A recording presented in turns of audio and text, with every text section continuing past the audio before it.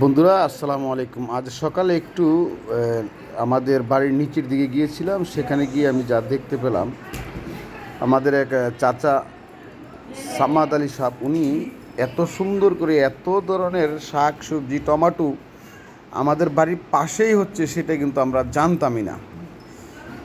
এখানে tomato tomato পেকে যাচ্ছে এবং লাল শাক, অন্যান্য অনেক ধরনের শাক কিন্তু এখানে রয়েছে। হ্যাঁ, আমরা এটা দেখতে পাচ্ছি। দেখুন টমাটো কী পরিমাণে ধরেছিল, আসলে এটা আমরা জানার বাইরে ছিল। যাই হোক, এরকম মাঝে মধ্যে কিছু সকাল সকালে ঘুরলে আমাদের লোকাল এলাকায় অনেক শাক অনেক কিছু রয়েছে, সেগুলো হয়তো বা আমরা দেখতে পাবো, বা একটু হাঁটার দরকার। কৃষি সব জায়গায় করা দরকার।